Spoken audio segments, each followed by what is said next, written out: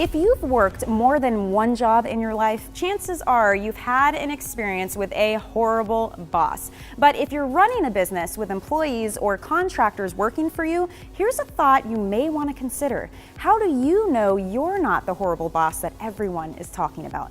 Think about it. We all know the common complaints about bosses. They micromanage, lose their temper, force their team to sacrifice their personal life for their work life. Those are the biggies. And unless you're completely oblivious, then you probably avoid these like the plague. But what about the not so obvious things? What if you're already doing things that make your team resent you and you don't even know it? Here are 3 signs to help you realize when you're adding friction and driving your team crazy. Number 1, you overcomplicate things. Simplicity is a beautiful thing. When things are simple, they're easy to understand and easy to attack every single day. Most people's brains love simplicity. The problem is sometimes we convince ourselves that complexity is actually better, and the more complex we can make things, the more we'll understand it. Wrong.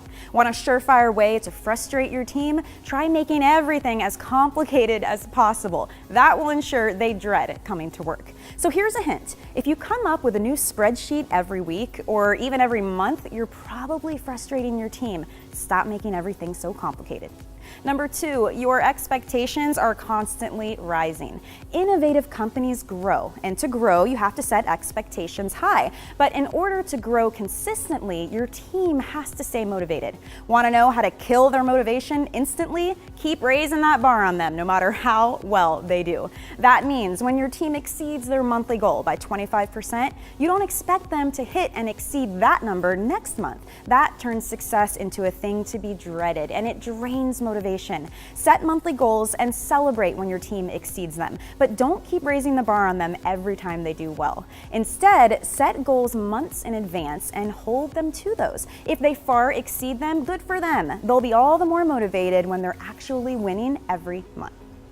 Number 3, you're not intently focused. There are 2 basic ways to lose focus. One is to lose focus on what's most important for your organization. You have to know what you're best at and what got you to where you are, and stay focused on getting better at that first and foremost. When you get sidetracked and start working on things that distract you from your central mission, your team can lose focus very quickly.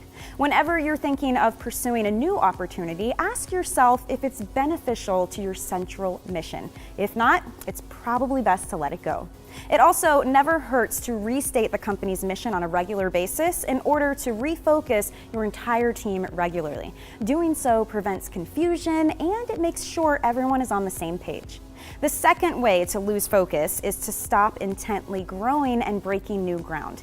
Getting complacent is no way to keep your team engaged, assuming your team is made up of high performers. So make sure you're always looking to try new things and get better no matter how comfortable you may be. For more great advice like this, you can head on over to entrepreneur.com.